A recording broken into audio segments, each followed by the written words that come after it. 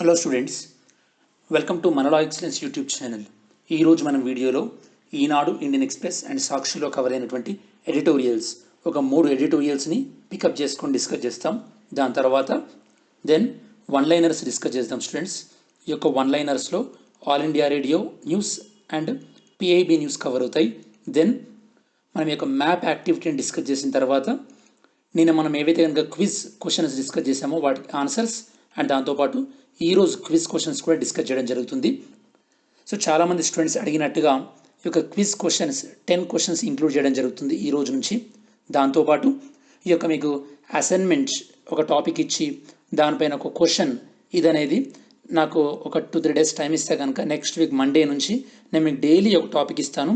ఆ టాపిక్ పైన simple questions ఒక 10 or 15 లైన్స్ ఆర్ 2 or 3 పారాగ్రాఫ్స్లో మీరు రాసేటట్టు మీకు ఒక అసైన్మెంట్ ఇస్తాను students. You can take that assignment. అది మీకు యూపీఎస్సీ మెయిన్స్ పాయింట్ ఆఫ్ వ్యూలో కానీ లేదా గ్రూప్ 1 మెయిన్స్ పాయింట్ ఆఫ్ వ్యూలో కానీ ఉపయోగపడుతుంది. So without any further delay ఈరోజు మనం ఎడిటోరియల్స్లో డిస్కస్ చేయబోయేది ఏంటంటే ఫస్ట్ వన్ ఈ యొక్క జమ్మూ కాశ్మీర్ గురించి. 1 year అయిపోయింది కదా జమ్మూ కాశ్మీర్ని డివైడ్ చేసి, దాని గురించి. ఇండియన్ ఎక్స్ప్రెస్లో ఈ యొక్క జ్యుడిషియరీ యొక్క న్యాయ వ్యవస్థ పైన రాను రాను ప్రజలకు నమ్మకం పోతుంది అని చెప్పేసి ఎడిటోరియల్ వచ్చింది. ఇంకొకటి ఏంటంటే అస్సాం అగ్రిమెంట్లో ఉన్నటువంటి క్లాస్ 6, అసలు ఈ క్లాస్ 6 అంటే ఏంటి అనేది మనం డిస్కస్ చేయడం జరుగుతుంది. మనం ఈ యొక్క వన్ లైనర్స్లో ఈ యొక్క 6 ఆర్టికల్స్ కూడా వన్ లైనర్స్లో డిస్కస్ చేయడం జరుగుతుంది. సో టోటల్గా వన్ లైనర్స్ ఏమో 6 ఆర్టికల్స్, దాంతోపాటు ఎడిటోరియల్స్ 3 ఆర్టికల్స్, ఓవరాల్గా మనం ఈరోజు 9 ఆర్టికల్స్ డీటెయిల్గా డిస్కస్ చేయడం జరుగుతుంది స్టూడెంట్స్. ఓకే, మరి ఈరోజు ఫస్ట్ ఆర్టికల్ చూసినట్టయితే కనుక ఇది జమ్మూ కాశ్మీర్ గురించి, పేపర్ 3 పాయింట్ ఆఫ్ వ్యూలో. ఇప్పుడు మనం డిస్కస్ చేయబోయేది మొత్తం కూడా ఈ యొక్క జమ్మూ కాశ్మీర్ విషయంలో లాస్ట్ 1 yearగా ఎలాంటి ప్రోగ్రెస్ కనబడింది, దాంతోపాటు అందులో ఉన్నటువంటి ఛాలెంజెస్ ఏంటి అనేవి మనం డిస్కస్ చేయడం జరుగుతుంది స్టూడెంట్స్. ఈ పర్టికులర్ ఆర్టికల్ అనేది మనకి ఈనాడు న్యూస్ పేపర్లో వచ్చింది. మీరు ఇక్కడ ఈనాడు క్లిప్పింగ్ చూడొచ్చు ఈ స్లైడ్లో. మనం యాక్చువల్లీ ఆర్టికల్ 370 ఎప్పుడైతే కనుక మనం రద్దు చేసామో, ఆర్టికల్ 370 ఎప్పుడైతే కనుక మనం రద్దు చేసామో స్టూడెంట్స్, అప్పుడు ఏమైందంటే మనకి కొన్ని చేంజెస్ వచ్చాయి స్టూడెంట్స్. ఆ చేంజెస్ ఏంటంటే బేసికల్లీ ఆర్టికల్ 370 కన్నా ముందు దాని తర్వాత ఇప్పటికీ వచ్చినటువంటి చేంజెస్ ఏందో మనం చూసినట్టయితే కనుక ఫస్ట్ వన్ ఏంటంటే ఆర్టికల్ 370 కన్నా ముందు జమ్మూ కాశ్మీర్కి ఏముండేది, స్పెషల్ పవర్ ఉండేది. స్పెషల్ అథారిటీ ఉండేది, ప్రత్యేక స్థానం లేదా ప్రత్యేక హోదా ఉండేది, స్పెషల్ స్టేటస్ అది లేదు, ఇప్పుడు తీసివేయడం జరిగింది. దాంతోపాటు ఇంతకుముందు జమ్మూ కాశ్మీర్లో ఏముంటుండే, డ్యూయల్ సిటిజన్షిప్. ఇప్పుడు జమ్మూ కాశ్మీర్లో ఏముంది, ఇప్పుడు సింగిల్ సిటిజన్షిప్ మాత్రమే ఉంది. ఇంతకుముందు ఏముండేది, ఇంతకుముందు ఏంటంటే ఈ యొక్క police law and order state కంట్రోల్లో ఉండేది. ఇప్పుడు ఎవరి కంట్రోల్లో ఉంటుంది, సెంట్రల్ కంట్రోల్లో ఉంటుంది స్టూడెంట్స్. ఇంకా ఏమేమి చేంజెస్ వచ్చాయి, ఇంకేం చేంజెస్ వచ్చాయంటే ఇంతకుముందు ఆర్టికల్ 360 ఫినాన్షియల్ ఎమర్జెన్సీ అనేది జమ్మూ కాశ్మీర్లో అప్లికేబుల్ కాకపోతుండే, ఇప్పుడు అప్లికేబుల్ అవుతుంది ఈ యొక్క ఆర్టికల్ 370 బ్యాన్ చేసిన తర్వాత. నెక్స్ట్, ఇంతకుముందు జమ్మూ కాశ్మీర్లో మైనారిటీస్ ఎవరైతే కనుక అక్కడ హిందూస్ ఉంటారో వాళ్ళకి రిజర్వేషన్ లేదు, ఇప్పుడు మైనారిటీలకు రిజర్వేషన్స్ ఉంది. అంటే ఆర్టికల్ 25 నుండి 28 వరకు అప్లికేబుల్ అవుతాయి అన్నమాట. ఇంతకుముందు ఆర్టికల్ 35A ప్రకారం వేరే స్టేట్లో ఉన్నటువంటి ఇండియన్స్ జమ్మూ కాశ్మీర్లో ల్యాండ్స్ కొనడానికి వీల్లేదు, ఇప్పుడు ల్యాండ్స్ కొనొచ్చు. దాంతోపాటు ఇంతకుముందు right to information act applicable కాకపోతుండే, ఇప్పుడు right to information act applicable అవుతుంది. దాంతోపాటు జమ్మూ కాశ్మీర్ అసెంబ్లీ ఇంతకుముందు 6 years ఉంటుండే, ఇప్పుడు Jammu Kashmir union territory with assembly, ఇప్పుడు జమ్మూ కాశ్మీర్ యొక్క అసెంబ్లీ ఎన్ని సంవత్సరాలు స్టూడెంట్స్, 5 years. సో ఈ విధంగా ఇలాంటి చేంజెస్ అన్ని. దాంతోపాటు ఇంతకుముందు ఏముంటుండే, ఇంతకుముందు జమ్మూ కాశ్మీర్కి సపరేట్ కాన్స్టిట్యూషన్ కూడా ఉంటుండే, సపరేట్ కాన్స్టిట్యూషన్. సో నేను ఈ క్లాస్ మీకు గుర్తుంటే కనుక స్టూడెంట్స్, ఎన్టీఆర్ విద్యోన్నతి స్టూడెంట్స్కి ఎప్పుడైతే కనుక నేను క్లాస్ చెప్పానో ఆ క్లాస్లో మీకు డీటెయిల్గా చెప్పాను లాస్ట్ ఇయర్. ఓకే, అఫ్కోర్స్ ఈ సంవత్సరం మీకు ఎన్టీఆర్ విద్యోన్నతి లేదనుకోండి, లాస్ట్ ఇయర్లో. సో ఇప్పుడు జమ్మూ కాశ్మీర్కి సపరేట్ కాన్స్టిట్యూషన్ ఉందా, సపరేట్ కాన్స్టిట్యూషన్ అనేది లేదు.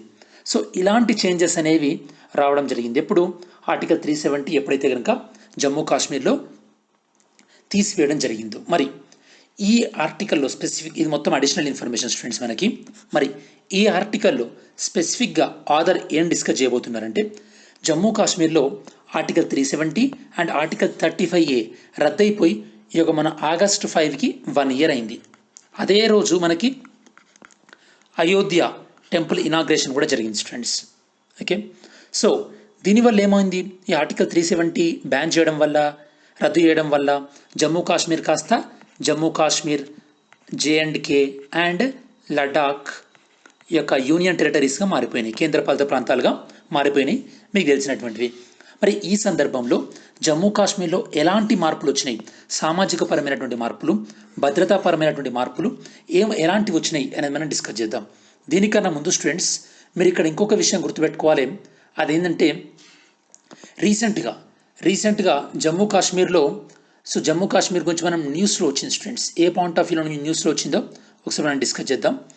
రీసెంట్గా జమ్మూ కాశ్మీర్కి సంబంధించి 4G ఇంటర్నెట్ గురించి మనం డిస్కస్ చేసాం. నిన్ననే మనం డిస్కస్ చేసాం జమ్మూ కాశ్మీర్లో 4G ఇంటర్నెట్ గురించి. సో ఎక్స్పెరిమెంటల్గా స్టార్ట్ చేయొచ్చు అని చెప్పారు. దాంతోపాటు జమ్మూ కాశ్మీర్కి సంబంధించి పబ్లిక్ సేఫ్టీ యాక్ట్, దీని గురించి కూడా మనం గతంలో డిస్కస్ చేసాం. ఇది సేమ్ మన ఇండియా మొత్తం మీద NSA, నేషనల్ సెక్యూరిటీ యాక్ట్ ఎలా ఉంటుందో జమ్మూ కాశ్మీర్లో public safety act or public security act, public safety act అంటుంటాం జనరల్గా. సో ఈ పాయింట్ ఆఫ్ వ్యూలో కూడా మనం జమ్మూ కాశ్మీర్ గురించి డిస్కస్ చేసాం students last few days back. Okay, then ఇప్పుడు జమ్మూ కాశ్మీర్లో ఆర్టికల్ 370 తర్వాత ఎలాంటి చేంజెస్ వచ్చినాయో చూద్దాం. ఫస్ట్ వన్ ఏంటంటే ఈ యొక్క ప్రొటెస్ట్, నిరసనలు అనేవి తగ్గినాయి. ఓకే, అఫ్కోర్స్ ఇప్పుడు లాక్డౌన్ ఉంది కాబట్టి మనం తగ్గినాయి అనుకోవాలి. లాక్డౌన్ తీసేసిన తర్వాత ఎలా పెరుగుతాయో చెప్పలేం, బట్ ప్రస్తుతానికి తగ్గినాయి అని చెప్పొచ్చు. దాంతోపాటు ఇంతకుముందు ఈ యొక్క టెర్రరిస్ట్ చేతుల్లో చనిపోయేటటువంటి మన ఇండియన్ సోల్జర్స్ క్యాజువాలిటీ రేట్ అంటారు అనమాట, అంటే చనిపోయే మరణాల సంఖ్య ఇప్పుడు తగ్గింది.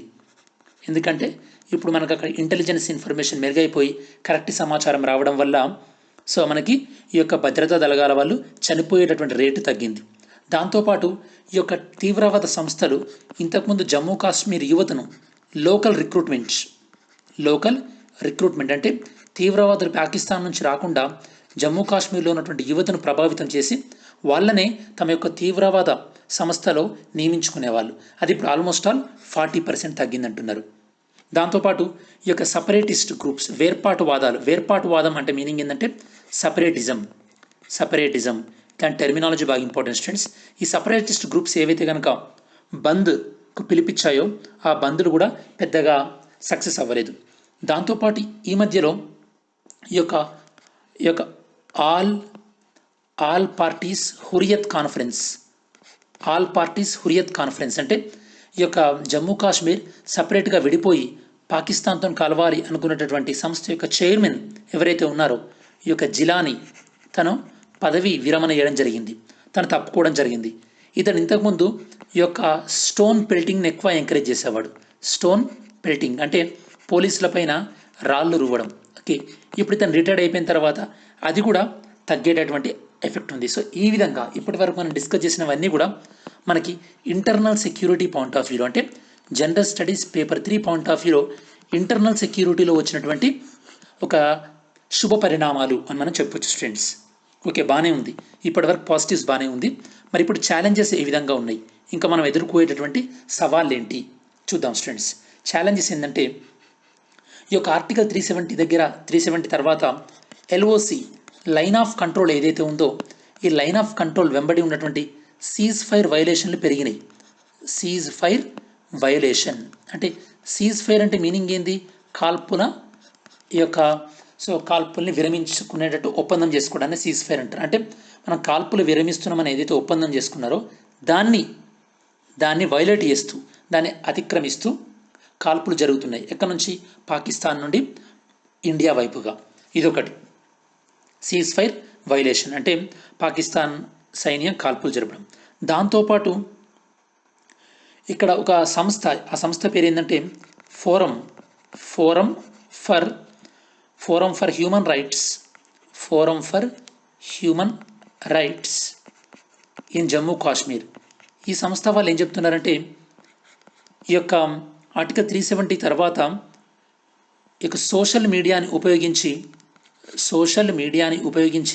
ఈ యొక్క తీవ్రవాద సంస్థలు జమ్మూ కాశ్మీర్ యూత్ని తీవ్రవాదం వైపు నడిపించేటటువంటి అవకాశం ఉంది అని వీళ్ళు హెచ్చరిస్తున్నారు. ఇది మనకు చాలా ఇంపార్టెంట్ స్టూడెంట్స్. ఎందుకంటే ఇప్పుడిప్పుడే మన జమ్మూ కాశ్మీర్లో 4G ఇంటర్నెట్ని మళ్ళీ స్టార్ట్ చేయాలనుకుంటున్నాం. మరి ఈ సందర్భంలో ఈ 4G ఇంటర్నెట్ని ఈ యొక్క టెర్రరిస్ట్ ఆర్గనైజేషన్లు మిస్యూజ్ చేయకుండా మనం జాగ్రత్త తీసుకోవాల్సినటువంటి అవసరం ఉంది.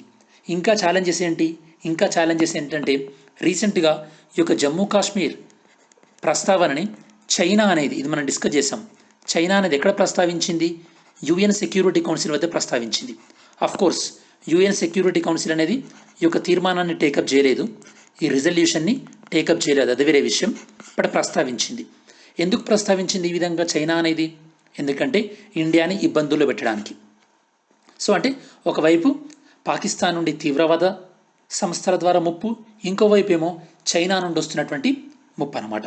సో వీటినన్నింటినీ దృష్టిలో పెట్టుకొని మన జమ్మూ కాశ్మీర్ విషయంలో అత్యంత జాగ్రత్తగా ఉండాల్సినటువంటి ఆలోచన ఎంతైనా ఉంది. సో చైనా వాళ్ళు మన జమ్మూ కాశ్మీర్ గురించి ప్రస్తావిస్తున్నారు, కానీ చైనాలో మరి ముస్లింలపైన, వ్యూగర్ ముస్లింలపైన ఎలాంటి ఆక్రమణలు జరుగుతున్నాయో మనకు తెలుసు స్టూడెంట్స్.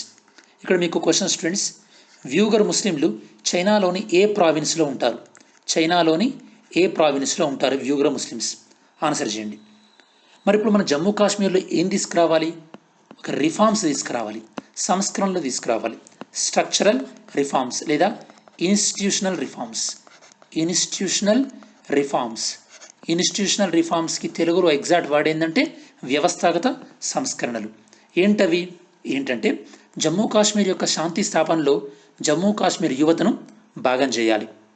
దాంతోపాటు ఇక్కడ పెట్టుబడులను ప్రోత్సహించాలి, అంటే ఇన్వెస్ట్మెంట్ ప్రమోషన్ చేయాలి. దెన్ ఎంప్లాయ్మెంట్ క్రియేషన్ లాంటి చర్యలతో ఈ ప్రాంతంలో వెల్త్ క్రియేషన్ అంటే సంపదను పెంపొందించవచ్చు. ఈ విధంగా లాస్ట్ 1 year కేంద్ర ప్రభుత్వం జమ్మూ కాశ్మీర్లో ఆల్మోస్ట్ 13,600 కోట్ల పెట్టుబడులకు సంబంధించి యొక్క ఒప్పందాలను కుదుర్చుకున్నట్టు ప్రభుత్వం వెల్లడించింది. దాంతోపాటు జమ్మూ కాశ్మీర్లో పరిశ్రమలు స్థాపించడానికి అనువైనటువంటి 6,000 ఎకరాల భూమిని కూడా గుర్తించినట్టు కేంద్ర ప్రభుత్వం ప్రకటించింది. వీటితో పాటు భారతదేశంలో మిగతా రాష్ట్రాల్లో అమలవుతున్నటువంటి ఆయుష్మాన్ భారత్ కానీ లేదా PM కిసాన్ లేదా ఈ యొక్క స్వచ్ఛ భారత్ ఇలాంటి ఇనిషియేటివ్స్ కూడా ఈ యొక్క జమ్మూ కాశ్మీర్లో ఇంప్లిమెంట్ చేయడం ద్వారా ఏమవుతుందంటే అక్కడి ప్రజల్లో మనం విశ్వాసాన్ని కలిగజేయచ్చు. సో ఫైనల్ కన్క్లూజన్ ఏంటంటే కాశ్మీరీలను కూడా ఈ యొక్క ప్రధానమైనటువంటి జనజీవన స్రవంతిలోకి తీసుకువచ్చే దృష్టితో భారత ప్రభుత్వం చేపడుతున్నటువంటి చర్యలన్నీ కూడా సక్సెస్ఫుల్ అయి బ్రిటిషర్స్ వెళ్ళేటప్పుడు వాళ్ళు సృష్టించినటువంటి ఈ యొక్క కన్ఫ్యూజన్ ఏదైతే ఉందో, జమ్మూ కాశ్మీర్ కంప్లీట్ స్టేట్గా చేయకుండా ఏదైతే కన్ఫ్యూజన్ చేశారో దాన్ని మనం దానికి తెరదించి దానికి తెర పడుతుందని కూడా మనం ఆశించవచ్చు ఇలాంటి చర్యలు తీసుకోవడం ద్వారా. ఓకే, సో ఈ విధంగా ఆర్టికల్ 370 దాని తర్వాత జరిగినటువంటి పరిణామాలను మనం ఈ కోణం నుండి చూడవలసినటువంటి అవసరం ఉంది స్టూడెంట్స్. సో ఈ విధంగా ఈ 1 yearలో వచ్చినటువంటి మనం internal security point of view ఎలాంటి చేంజెస్ వచ్చాయి, దాంతోపాటు ఎలాంటి సవాళ్ళు ముందు ఉన్నాయనేది మనం డిస్కస్ చేయడం జరిగింది.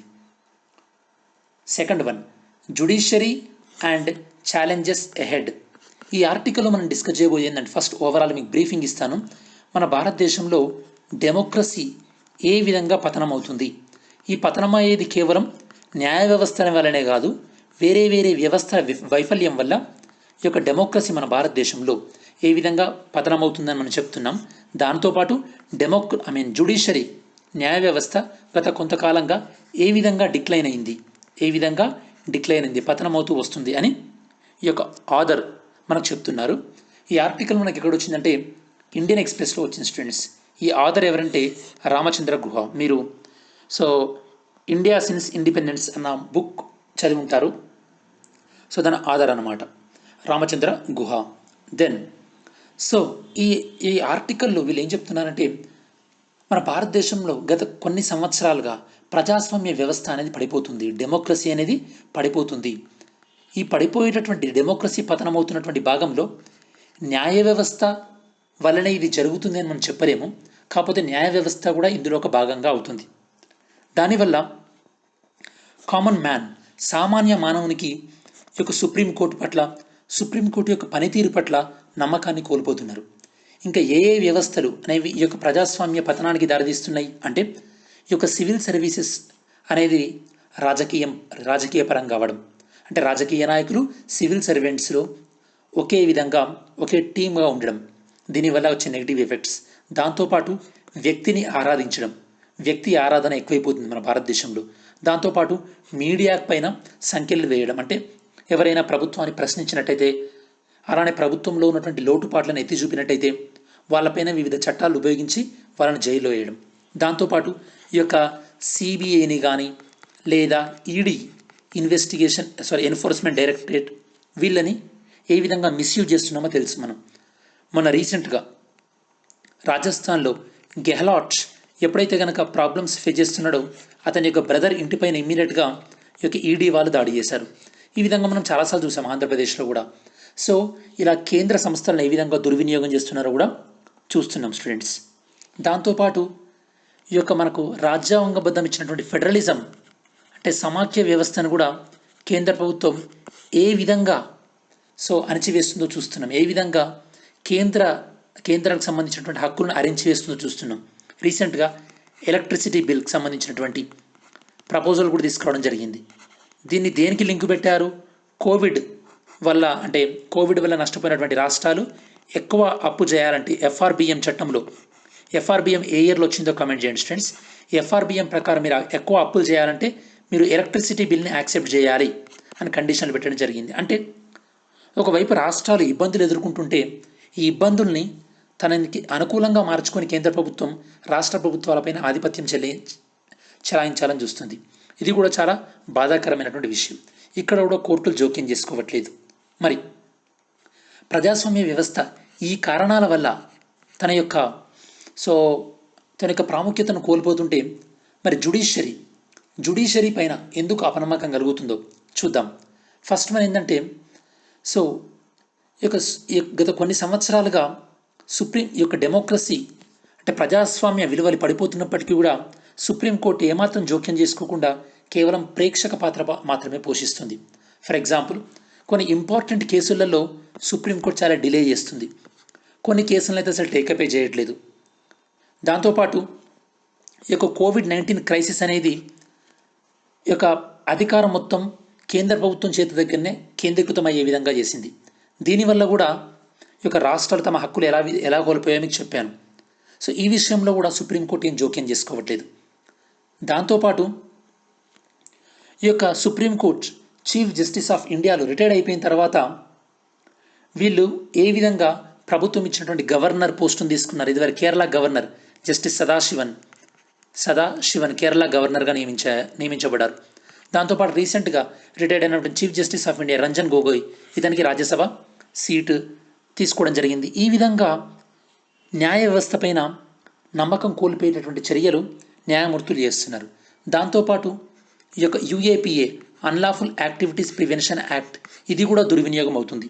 ఈ విషయంలో కూడా న్యాయ వ్యవస్థ చాలా చురుగ్గా స్పందించలేకపోతుంది. దాంతోపాటు ఏ కేసును అంటే సుప్రీంకోర్టుకి ఏదైనా కేసు వస్తే ఏ కేసును ఏ బెంచ్కి ఇవ్వాలి అన్నటువంటి విషయంలో కూడా సరైనటువంటి పారదర్శకత లేదు ఇప్పటికి కూడా. గతంలో కూడా దీని గురించి 4 సుప్రీంకోర్టు జడ్జిలు వచ్చి ప్రెస్ మీట్ కూడా పెట్టడం జరిగింది. ఈ విషయంలో కూడా ఇప్పటివరకు క్లారిటీ లేదు.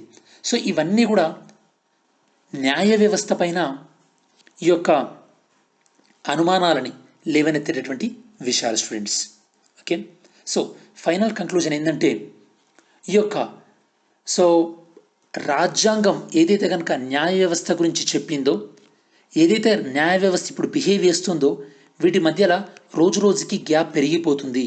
ఇలా గ్యాప్ పెరగకుండా రాజ్యాంగం ఏదైతే కనుక విధులు ఇచ్చిందో ఆ విధులను న్యాయ వ్యవస్థ నిర్వర్తించాలి. అప్పుడే సామాన్యుడికి ఈ యొక్క ప్రజాస్వామ్యం పైన నమ్మకం కుదురుతుంది. దాంతోపాటు న్యాయ వ్యవస్థ పైన కూడా నమ్మకం ఏర్పడుతుంది స్టూడెంట్స్. Next article. ఈ నెక్స్ట్ ఆర్టికల్ ఏంటంటే అస్సాం అకార్డ్, ఇందులో క్లాస్ 6 గురించి మనం డిస్కస్ చేస్తున్నాం. ఫస్ట్ ఈ ఆర్టికల్లో మనం డిస్కస్ చేయబోయేది ఏంటంటే అసలు అస్సాం అకార్డ్ అంటే ఏంటి, ఈ అస్సాం అకార్డులో ఉన్నటువంటి క్లాస్ 6 ఏంటి, ఈ క్లాస్ 6 అనేది అస్సామీస్ అస్సామీస్ గురించి డెఫినేషన్ ఇస్తుంది. అస్సామీస్ వేరే, అస్సాంలో ఉన్నటువంటి రిమైనింగ్ ఇండియన్స్ వేరే, అండ్ దాంతోపాటు బంగ్లాదేశ్ నుంచి వచ్చినటువంటి ఇమిగ్రెంట్స్ వేరే. ఈ కాన్సెప్ట్స్ అన్నింటిని కూడా మనం డిస్కస్ చేయడం జరుగుతుంది స్టూడెంట్స్ ఈ ఆర్టికల్లో. ఈ ఆర్టికల్ మనకి ఈరోజు ఇండియన్ ఎక్స్ప్రెస్ న్యూస్ పేపర్లో కవర్ అయింది స్టూడెంట్స్. ఇండియన్ ఎక్స్ప్రెస్ న్యూస్ పేపర్లో కవర్ అవడం జరిగింది. మీరు బేసికల్లీ అస్సాం మ్యాప్ చూసినట్టయితే కనుక ఇది జియోగ్రఫికల్ మ్యాప్. మరి అస్సాంలో ఉన్నటువంటి వివిధ ప్రజలను చూసినట్టయితే కనుక నార్త్ అస్సాంలో బోడో వాళ్ళు ఉంటారు. అలానే రిమైనింగ్ పార్ట్ ఆఫ్ ద అస్సాంలో ఈ యొక్క వెస్టర్న్ పార్ట్ తీసుకున్నా, సెంట్రల్ పార్ట్ తీసుకున్నా, ఈస్టర్న్ పార్ట్ తీసుకున్నా ఇక్కడ ఎక్కువ అస్సామీ మాట్లాడేటటువంటి ప్రజలు ఉంటారు. రిమైనింగ్ ప్రజలు ఎవరు? కార్బీ, దాంతోపాటు సిల్హెట్టి, దిమాసా అండ్ సిల్హెట్టి. ఈ వీళ్ళు ఎక్కువగా అంటే ఈ భాష లేదా ఈ తెగలు ఎక్కువగా అస్సాంలో ఉన్నారు స్టూడెంట్స్. ఇప్పుడు ఈ క్లాస్ 6 అనేది ఎవరి గురించి చెప్తుంది? అస్సామీస్. ఎవరు అస్సామీలు అని క్లాస్ 6 అనేది చెప్తుంది స్టూడెంట్స్. ఓకే, ఇప్పుడు మనం ఇది ఎందుకు డిస్కస్ చేస్తున్నామంటే కేంద్ర ప్రభుత్వం రీసెంట్గా 2019లో బిప్లవ్ కుమార్ శర్మ నేతృత్వంలో 14 మందితో కలిపి ఒక కమిటీని ఏర్పాటు చేయడం జరిగింది. ఎందుకు? ఈ సిటిజన్షిప్ అమెండ్మెంట్ యాక్ట్ మీద ఎప్పుడైతే ఆందోళన వ్యక్తమయ్యాయో ఆ సందర్భంలో ఈ కమిటీని ఏర్పాటు చేయడం జరిగింది. ఈ కమిటీ యొక్క ప్రధానమైన విధి ఏంది?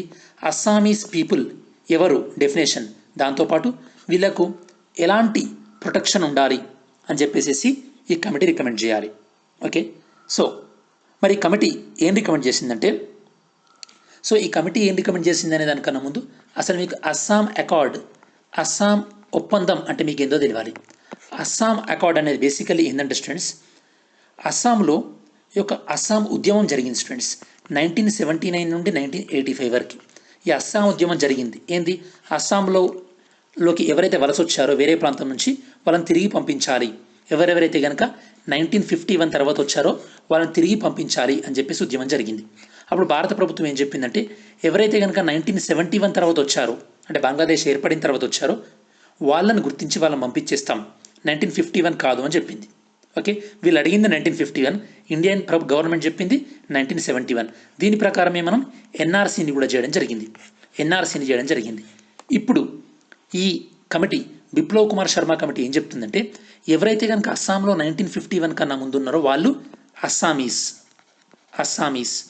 1951 to 1971 మధ్యలో ఎవరు వచ్చారో వాళ్ళకి ఇండియన్ సిటిజన్షిప్ ఉంటుంది. కాకపోతే అస్సామీలకు ఉండేటటువంటి రక్షణలు కానీ బెనిఫిట్ కానీ ఉండవు. ఎవరైతే కనుక 1971 తర్వాత వచ్చారో వాళ్ళు ఇండియన్స్గా కూడా పరిగణించబడరు. వాళ్ళు ఏ దేశం నుంచి వచ్చారో వాళ్ళ దేశానికి పంపించివేయబడతారు. మీకు ఇప్పుడు క్లారిటీ వచ్చింది కదా. మరి ఈ సందర్భంలో ఈ కమిటీ ఏం చెప్పిందంటే, అస్సామీ పర్సన్ ఎవరైతారో నేను మీకు ఇంతకుముందు చెప్పినట్టు 1951 కన్నా ముందున్న వాళ్ళు ఎవరైనా సరే, అస్సామీ కమ్యూనిటీ అయినా సరే, లేదా అస్సాంలో ఉన్నటువంటి ట్రైబల్ అయినా సరే, అస్సాంలో ఉన్నటువంటి వేరే తెగలకు సంబంధించిన వాళ్ళైనా సరే, లేదా ఇంకా వేరే సిటిజన్స్ ఎవరైనా సరే అస్సాంలో ఉన్న వాళ్ళు, లేదా వాళ్ళకు పుట్టినటువంటి పిల్లలు ఎవరైనా సరే, ఈ పైన ఉన్నటువంటి కేటగిరీలు వీళ్ళందరూ ఎవరైనా సరే జనవరి 1, 1951 కన్నా ముందు ఎవరెవరైతే ఉన్నారో వాళ్ళందరికీ ఏ టైటిల్ వస్తుంది? అస్సామీస్ అన్న టైటిల్ వస్తుంది. అదే 1951 to 1971 మధ్యలో అంటే మీకు ఈజీగా అర్థం కావాలంటే అస్సామీస్ అని ఒక సర్కిల్. వీళ్ళందరూ 1951 కన్నా ముందు, దాని తర్వాత 1951 to 71 మధ్యలో వచ్చిన వాళ్ళు ఇండియన్స్. ఓకే, వీళ్ళు ఇండియన్స్గా పరిగణించబడతారు కాబట్టి నాన్ అస్సామీస్. దాని తర్వాత 1971 తర్వాత వచ్చిన వాళ్ళు non Assamese and non Indians. ఇది క్రైటీరియా ఈ కమిటీ చెప్పింది. ఇప్పుడు 1951 ఎందుకంటే అస్సాం ఉద్యమంలో వీళ్ళు 1951 తర్వాత వచ్చిన వాళ్ళందరినీ పంపించేయమని అప్పుడు డిమాండ్ చేశారు కాబట్టి ఇప్పుడు ఈ కమిటీ 1951ని కట్ ఆఫ్ డేట్గా తీసుకోవడం జరిగింది. ఓకే, మీరు ఇప్పుడు అస్సామీస్గా మీరు పరిగణించబడ్డారు అనుకోండి, మీకు ఎలాంటి బెనిఫిట్స్ ఉంటాయి అంటే, ఏవైతే కనుక కొన్ని అస్సాం అసెంబ్లీలో అస్సామీ పీపుల్ కోసం మాత్రమే రిజర్వేషన్ అయి ఉంటాయో అక్కడ కేవలం అస్సామీలు మాత్రమే పోటీ చేయాలి. కొన్ని group C, group D level జాబులు ఏవైతే ఉంటాయో అస్సామీలకు మాత్రమే రిజర్వేషన్ చేయబడి ఉంటాయి. అక్కడ అస్సామీలు మాత్రమే ఆ జాబ్లకు ఎలిజిబుల్ ఉంటారు. ఓకే, దాంతో కొన్ని ప్రైవేట్ కంపెనీలలో కానీ లేదా పబ్లిక్ సెక్టార్ అండర్టేకింగ్స్ అంటే ప్రభుత్వ రంగ సంస్థల్లో కానీ ఎక్కడైతే కనుక అస్సామీలకు మాత్రమే జాబులు అని ఉంటాయో అక్కడ కేవలం ఈ క్లాస్ 6 ద్వారా పేర్కొనబడినటువంటి అస్సామీలకు మాత్రమే ఉద్యోగ అవకాశాలు ఉంటాయి స్టూడెంట్స్. దాంతోపాటు ఈ యొక్క అస్సామీస్ పీపుల్కి ప్రత్యేకమైనటువంటి భూ అధికారాలు ఉంటాయి. అంటే వీళ్ళ నుంచి వేరే వాళ్ళు కొనడానికి లేదనమాట. ల్యాండ్ రైట్స్ కూడా ఉంటాయి, సేమ్ లైక్ ఆర్టికల్ 35A లాగా. సో దాంతోపాటు ఈ యొక్క అస్సామీలకు సంబంధించినటువంటి వీళ్ళ లాంగ్వేజ్ ఏ విధంగా పరిరక్షించాలి, అలానే వీళ్ళ యొక్క కల్చర్ ఏ విధంగా పరిరక్షించాలి అనే దానికి ప్రభుత్వం ప్రత్యేకమైనటువంటి చర్యలు కూడా తీసుకుంటుంది.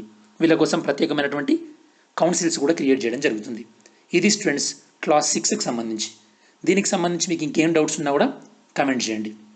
ఓకే, దెన్ వన్ లైనర్స్ అనేది మనకి అన్ని న్యూస్ పేపర్ నుంచి, దాంతోపాటు ఆల్ ఇండియా రేడియో, PIB నుంచి కూడా కవర్ అవుతాయి, మీకు తెలిసినటువంటి విషయం. ఈరోజు ఫస్ట్ వన్ లైనర్లో మనం డిస్కస్ చేయబోయేది ఏంటంటే జీనోమ్ అంటే మీనింగ్ ఏంటంటే స్టూడెంట్స్, జీనోమ్ అంటే మీనింగ్ ఏంటంటే so DNA, genetic information, DNA, and some times it also includes RNA. ఇప్పుడు మనం దీన్ని దేని గురించి డిస్కస్ చేస్తున్నాం? కేంద్ర ప్రభుత్వము ఎవరి ఆధ్వర్యంలో? First point, council of scientific and industrial research, okay, CSIR వాళ్ళ ఆధ్వర్యంలో కొన్ని మెగా ల్యాబ్స్, కొన్ని పెద్ద ల్యాబ్స్ని ఎస్టాబ్లిష్ చేయబోతుంది. ఈ ల్యాబ్స్లో ఏ టెక్నిక్ ఉపయోగిస్తారట? Next generation sequencing machine. అంటే ఇవి ఏంటంటే ఇప్పుడు మనం ఆర్టీపీసీఆర్లో ఏం చేస్తున్నాం? ఒకవేళ మనలో కోవిడ్ వైరస్ ఉంటే కనుక ఆ వైరస్కు సంబంధించినటువంటి కొన్ని భాగాలను మనం గుర్తిస్తాం.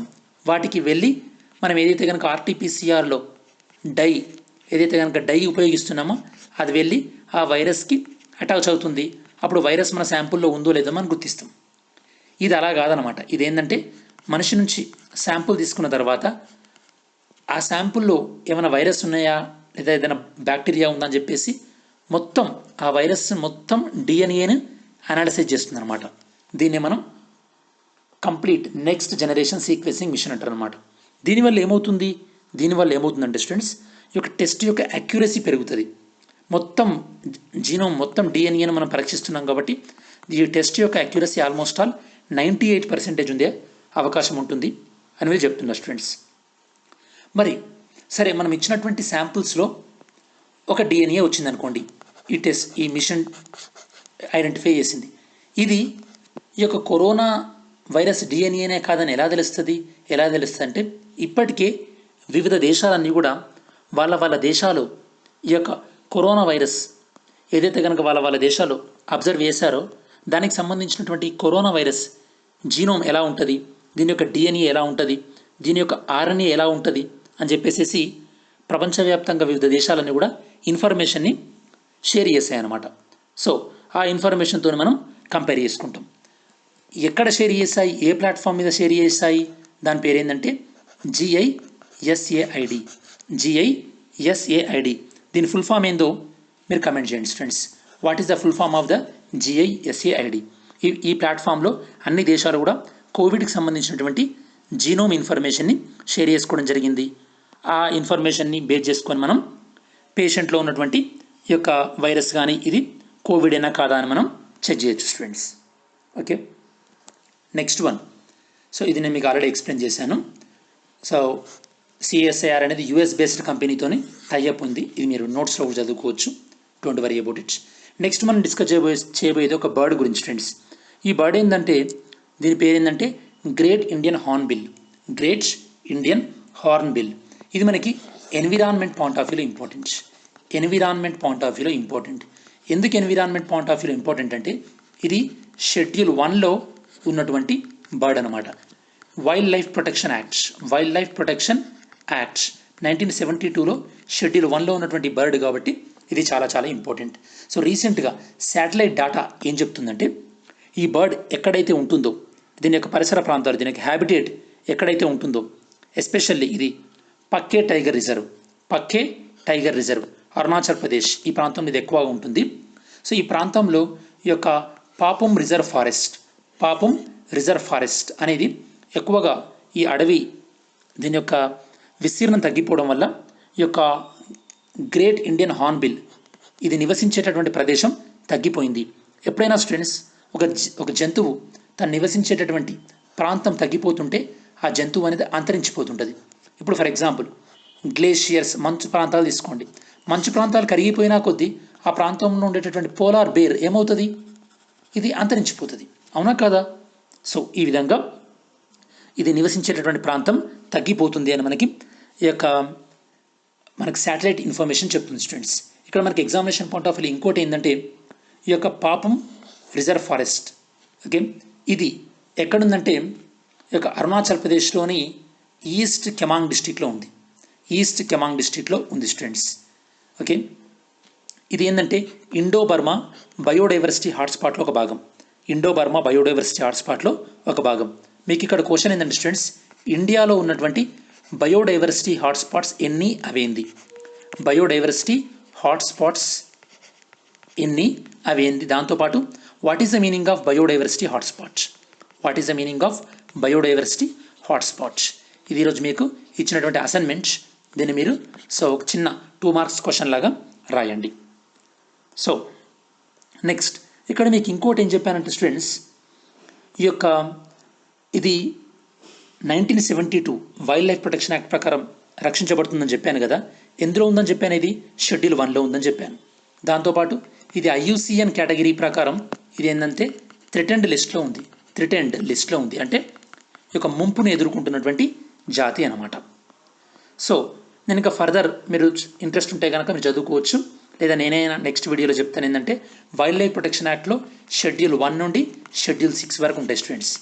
ఓకే, షెడ్యూల్ 6 అనేది కంప్లీట్గా ప్లాంట్స్కి సంబంధించింది. షెడ్యూల్ 1 to 5 ఏమేంటి అని చెప్పేసి నెక్స్ట్ వీడియోలో ఎప్పుడైనా టైం ఉన్నప్పుడు నేను మీకు చెప్తాను.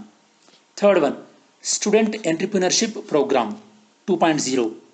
2.0 అంటే ఫస్ట్ వర్షన్ కూడా ఉండుంటుంది కదా మీనింగ్. ఇది ఏంటంటే బేసికల్లీ ఎందులో భాగం అంటే మనకి ఎగ్జామినేషన్ పాయింట్ ఆఫ్ వ్యూలో అటల్ ఇన్నోవేషన్ మిషన్లో భాగం. అసలు అటల్ ఇన్నోవేషన్ మిషన్ అంటే ఏంది? ఏదైతే కనుక ఇన్నోవేషన్ అంటే ఈ యొక్క క్రియేటివిటీని ఎంకరేజ్ చేసి ఈ యొక్క నవకల్పనలు వీటిని ఎంకరేజ్ చేయడానికి, స్టార్టప్స్ని ఎంకరేజ్ చేయడానికి అటల్ ఇన్నోవేషన్ మిషన్ టేకప్ చేయడం జరిగింది. ఇది మళ్ళీ 2వ దశను స్టార్ట్ చేస్తున్నారు. ఎవరితో? కొలాబరేషన్తోని డెల్ టెక్నాలజీస్తో అనమాట. డెల్ టెక్నాలజీస్తోని కొలాబరేట్ చేసి ఎవరైతే కనుక స్టూడెంట్స్కి మంచి మంచి ఐడియాస్ ఉంటాయో వాళ్ళకి ఈ యొక్క డెల్ కంపెనీ అనేది సపోర్ట్ ఇవ్వడం జరుగుతుంది స్టూడెంట్స్.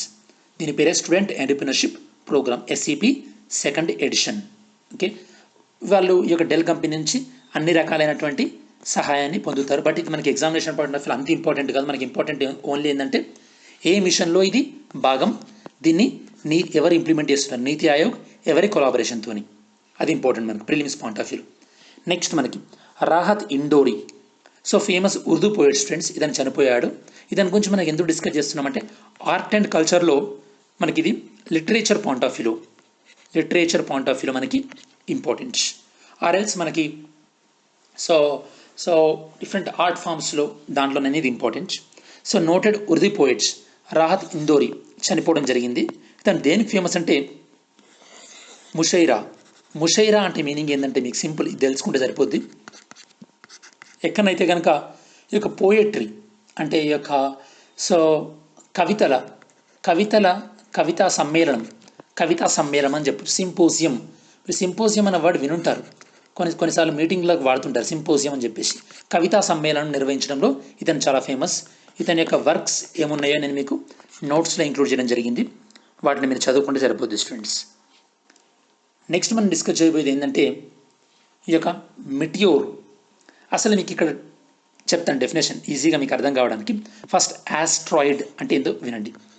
ఆస్ట్రాయిడ్ అంటే సూర్యుని చుట్టూ తిరిగేటటువంటి కొన్ని రాళ్లను, ఓకే, వీటిని రాకీ సబ్స్టెన్సెస్, వీటిని ఆస్ట్రాయిడ్ అంటారు.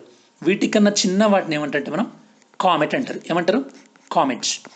ఈ ఆస్ట్రాయిడ్ నుండి కానీ కామెట్ నుండి కానీ వచ్చేటటువంటి చిన్న చిన్న రాళ్ళని లేదా డస్ట్ని ఏమంటే మనం మిటియోరాయిడ్ అంటారు. ఏమంటారు స్టూడెంట్స్? మిటియోరాయిడ్ అంటారు. అంటే ఇప్పుడు మిటియోరాయిడ్ దేని నుంచి వస్తుంది? కామెట్ నుండి లేదా ఆస్ట్రాయిడ్ నుంచి వస్తుంది. ఆస్ట్రాయిడ్ ఏమో రాక్ ఉంటుంది కంప్లీట్గా, కామెట్ ఏమో రాక్, దాంతోపాటు ఐస్ ఉంటుంది స్టూడెంట్స్, ఐస్ కూడా ఉంటుంది. ఇవి రెండు కూడా సూర్యుని చుట్టే తిరుగుతాయి. ఆస్ట్రాయిడ్ బెల్ట్ ఏమో మార్స్కి జూపిటర్కి మధ్యలో ఖచ్చితంగా ఉంటుంది, కామెట్స్ ఏమో సూర్యుని చుట్టూ తిరుగుతుంటాయి. వీటి నుంచి వచ్చేవి మిటియోరాయిడ్స్. ఈ మిటియోరాయిడ్స్ ఎప్పుడైతే కనుక భూ వాతావరణంలో ప్రవేశిస్తారో వాటిని మనం మిటియోర్ అంటారు. దాన్ని మనం మిటియోర్ అంటాం. ఇది భూ వాతావరణంలోకి ప్రవేశించిన తర్వాత మండుతూ ఉంటుంది. అలా మండుతూ కొన్నేమో మధ్యలోనే ఆవిరైపోతాయి, కొన్నేమో మనం భూమి సర్ఫేస్ మీదకి పడుతుంటాయి. దాన్ని మనం మిటియోరైట్ అంటారు. దాన్ని మనం మిటియోరైట్ అంటే పిడుగుబడింది అంటారు కదా, మిటియోరైట్ అంటే ఆస్ట్రాయిడ్ కామెట్. దీని నుంచి వచ్చేటటువంటి చిన్న చిన్న సమూహాలని మనం మెటియోరాయిడ్ అంటాం. మెటియోరాయిడ్ భూ వాతావరణంలోకి ఎంటర్ అయితే దాన్ని మనం మిటియోర్ అంటారు. ఈ మిటియోర్స్ భూమిపైన పడుతుందని ఏమంటే మిటియోరైట్ అంటాం. ఇప్పుడు మనం ఈ యొక్క మిటియోర్ షవర్ అంటే మనం డిస్కస్ చేయబోయేది పెరిసైడ్స్. మిటియోర్ షవర్ అనేది మనకు కనిపిస్తుందట. మిటియోర్ షవర్ అంటే ఏంది? మిటియోర్ షవర్ అంటే నేను మీకు ఇందాక చెప్పినట్టు మిటియోరాయిడ్స్ ఏవైతే ఉన్నాయో అవి భూ వాతావరణంలోకి ఎంటర్ అవుతున్నాయి. ఇక్కడ మీకు ఈజీగా అర్థం కావాలంటే ఫర్ ఎగ్జాంపుల్ సన్ అనుకోండి. ఒక తోకచుక్క కామెట్ ఇలా తిరుగుతుంది అనుకోండి, ఇలా తిరుగుతుంది తోకచుక్క. ఇప్పుడు భూమి ఇలా తిరుగుతుంది అనుకోండి, ఎర్త్ చుట్టూ, సన్ చుట్టూ భూమి ఇలా తిరుగుతుంది. సో భూమి ఎప్పుడైతే కనుక తోకచుక్క మార్గం ద్వారా వెళ్ళినప్పుడు ఈ తోకచుక్క నుండి ఏవైతే కనుక ఇలా మన ఇంజన్ నుండి పొగ ఎలా వెలువడుతుందో తోకచుక్క నుండి ఎలా అయితే వెలువడుతుంటాయో అవేంది మిటియోరాయిడ్స్. మీకు ఇంతకుముందు ఆ తోకచుక్క నుండి వెలువడ్డవి ఆటోమేటిక్గా మన భూమి ఎక్కడి నుంచి వెళ్ళినప్పుడు ఏ వాతావరణంలోకి వస్తాయి? భూ వాతావరణంలోకి వస్తాయి. అప్పుడు మనకి ఈ మిటియోర్ కనిపిస్తుంటుంది, ఒక వర్షం పడ్డట్టుగా. ఇదే మనకి మిటియోర్ షవర్ అంటారు అన్నమాట. ఐ హోప్ మీకు అర్థమైంది అనుకుంటా. 1కి 2 సార్లు వినండి. ఇంకా అర్థం కాకపోతే కమెంట్ చేయండి. మనకిప్పుడు ఈ మిటియోర్ షవర్ దీని పేరేంది? పెరిసైడ్స్. ఇది మనకి ఎప్పటి నుంచి ఎప్పటి వరకు కనిపిస్తుంది? ఆగస్ట్ 17 నుండి 26 వరకు కూడా కనిపిస్తుంది స్టూడెంట్స్. ఇది ఏ కామెట్, ఏ తోకచుక్కకు సంబంధించింది? స్విఫ్ట్ టర్టిల్ అనేటటువంటి తోకచుక్కకు సంబంధించింది. ఇది మనకి ఇంపార్టెంట్. ఏ తోకచుక్క ఏ కామెట్కి సంబంధించిందంటే స్విఫ్ట్ టర్టిల్ అనేటటువంటి కామెట్కి సంబంధించింది స్టూడెంట్స్. మరి సో ఈ యొక్క స్విఫ్ట్ టర్టిల్ అనే దాన్ని ఎప్పుడు మనం ఈ తోకచుక్కని ఎప్పుడు గుర్తించడం జరిగింది? 1862లో దీన్ని మనం ఫైండ్ అవుట్ చేయడం జరిగింది. 1862లో ఇది సూర్యుని చుట్టూ ఒకసారి తిరగడానికి 133 సంవత్సరాలు పడుతుందట. 133 సంవత్సరాలు పడుతుంది స్టూడెంట్స్. సో ప్రతిసారి సూర్యుని చుట్టూ తిరిగినప్పుడు సూర్యునికి దగ్గరగా వచ్చినప్పుడు ఏం చేస్తుంది? తన దగ్గరలో ఉన్నటువంటి చెత్తా చెదారం లేదా రాళ్ళు ఇవన్నీ కూడా దీని నుంచి దూరంగా జరుగుతుంటాయి. అప్పుడు అవి ఒకవేళ అక్కడనే భూమి దగ్గరలో ఉంటే కనుక భూ వాతావరణంలో ప్రవేశిస్తాయి. అప్పుడు ఇవన్నీ కూడా మనకి ఎక్కువ సంఖ్యలో కనిపించి ఇది మనకి మిటియోర్ షవర్ లాగా కనిపిస్తుంటుంది స్టూడెంట్స్. Very simple terminology. మీరు 1కి 2 సార్లు నేను చెప్పింది వినండి. ఎప్పుడైనా సరే ఆస్ట్రాయిడ్ కామెట్ పెద్దగా ఉంటాయి సైజ్ పరంగా, మిటియోరాయిడ్ దానికన్నా చిన్నది. మిటియోరాయిడ్ భూ వాతావరణంలోకి వస్తే దాన్ని ఏమంటారు? మిటియోర్ అంటాం. ఆ మిటియోర్ మండుతూ మన భూమి సర్ఫేస్ మీద పడినట్టయితే దానికి మనం మిటియోరైట్ అంటాం. మిటియోరైట్. నెక్స్ట్ మనం డిస్కస్ చేయబోయేది కృషి మేఘ్. ఇది దేనికి సంబంధించింది? Union minister of agriculture and formal welfare వీళ్ళు కృషి మేఘ్ అనే దాన్ని లాంచ్ చేయడం జరిగింది. దాంతోపాటు కేవీసీ అల్యూనెట్ ఇది దేనికి సంబంధించిందో చెప్తాను. ఎందులో భాగంగా అంటే హయ్యర్ అగ్రికల్చర్ ఎడ్యుకేషన్ ఇన్స్టిట్యూషన్స్లో భాగంగా ఈ కృషి మేఘ్ అనే దాన్ని, దాంతోపాటు కేవీసీ అల్యూనెట్ అనే దాన్ని ఏర్పాటు చేశారు. కృషి మేఘ్ అంటే ఏంది స్టూడెంట్స్? ఏంటంటే అగ్రికల్చర్కి సంబంధించినటువంటి డేటాను మొత్తం క్లౌడ్ డేటా అంటే బ్యాకప్గా డేటా. మీకు క్లౌడ్ డేటా అంటే తెలిసి ఉండాలి. మీరు సింక్ అవుతుంటుంది కదా మీ మొబైల్ డేటా క్లౌడ్లోకి, దీన్ని మనం క్లౌడ్ డేటా అంటారు అన్నమాట. సో అగ్రికల్చర్కి సంబంధించినటువంటి డేటాని స్టోర్ చేసేటటువంటి ప్రోగ్రామ్ యొక్క కృషి మేఘ్. ఏ అగ్రికల్చర్కి సంబంధించింది? ఏ ఇన్స్టిట్యూట్కి సంబంధించింది? ICAR, Indian council for agriculture research వాళ్ళకి సంబంధించినటువంటి డేటాని వీళ్ళు బ్యాకప్ చేస్తుంటారు స్టూడెంట్స్. మరి దీన్ని ఎక్కడ సెటప్ చేశారు? ఇది కూడా మనకి ఇంపార్టెంట్. దీన్ని ఎక్కడ సెటప్ చేశారంటే ఎవరితోని హెల్ప్ తీసుకొని సెటప్ చేశారంటే కృషి మేఘ్ అనే దాన్ని government of India plus world bank వీళ్ళ సహకారంతో దీన్ని ఏర్పాటు చేయడం జరిగింది స్టూడెంట్స్. ఎక్కడ ఏర్పాటు చేస్తారు దీన్ని? Indian agriculture statistics research institute ఢిల్లీలో దీన్ని ఏర్పాటు చేయడం జరిగింది, డేటా బ్యాకప్. మరి అల్యూనెట్ దేని గురించి? అల్యూనెట్ అంటే ఎవరైతే కనుక అగ్రికల్చర్ యూనివర్సిటీలలో చదువుకొని పూర్వ విద్యార్థులు ఉంటారో వాళ్ళ మధ్యలో కమ్యూనికేషన్ ఉండడానికి, అంటే మీకు ఇప్పుడు లింక్డ్ఇన్ ఐడియా ఉంది కదా, ఒక లింక్డ్ఇన్ టైప్ అనమాట. ఇది కేవలం అగ్రికల్చర్ స్టూడెంట్స్కి మాత్రమే ఈ అల్యూనెట్ అనేది. వాళ్ళకి సంబంధించి దీన్ని ఏర్పాటు చేయడం జరిగింది స్టూడెంట్స్. ఇది స్టూడెంట్స్ ఓవరాల్గా మనం ఈరోజు డిస్కస్ చేసినటువంటి వన్ లైనర్స్ అండ్ ఎడిటోరియల్ కూడా. మరి ఈరోజు మ్యాప్ యాక్టివిటీ ఏందో చూద్దాం students. Map activity, locate the Chumbi valley in Indian atlas. Indian అట్లాస్లో చుంబీ వ్యాలీ ఎక్కడుందో ఐడెంటిఫై చేయమన్నాను. చుంబీ వ్యాలీ అనేది ఇక్కడ ఉంది స్టూడెంట్స్ అట్లాస్లో. ఇది ఎందుకు మనకి ఇంపార్టెంట్ అంటే, ఇది స్ట్రాటజికల్గా ఈ యొక్క చైనా ఈ యొక్క డోక్లాం పీఠభూమిని ఆక్యుపై చేసినప్పుడు ఇక్కడికి కూడా వచ్చే అవకాశం ఉండే అనమాట. ఇక్కడ ఒకవేళ చైనా వాళ్ళు వస్తే ఏమవుతుంది అంటే, ఈ యొక్క ఏరియా ఏదైతే ఉందో ఈ యొక్క సిల్గురి కారిడార్ అంటే మన ఇండియాని నార్త్ ఈస్ట్ ఈ యొక్క కలిపేది ఏదైతే ఉందో దానికి దగ్గరగా వచ్చినట్టు అవుతుంది. సో ఇది మనకి స్ట్రాటజికల్గా చాలా చాలా ఇంపార్టెంట్ అనమాట. దాంతోపాటు ఈ చుంబీ వ్యాలీ అనేది సో నాతులా పాస్ని, దాంతోపాటు జలిప్లా పాస్ని కూడా మనకి టిబెట్తోని కలిపేటటువంటి వ్యాలీ అనమాట. సో ఇది మనకి వ్యూహాత్మకంగా చాలా ముఖ్యమైనటువంటి లోయ చుంబీ వ్యాలీ అనేది. ఈరోజు క్వశ్చన్ ఏంటంటే, బెలరూస్ అనేది వరల్డ్ మ్యాప్లో ఎక్కడుందో ఐడెంటిఫై చేయండి. దాంతోపాటు బ్లాక్ సీ నల్ల సముద్రం చుట్టూ ఉన్నటువంటి దేశాలు ఏంది మీరు కమెంట్ చేయండి స్టూడెంట్స్. దెన్ నిన్నటి క్విజ్కి first one, India first mobile RTPCR covid lab. దీని పేరు ఏంటంట, MITR mobile infection testing and reporting lab.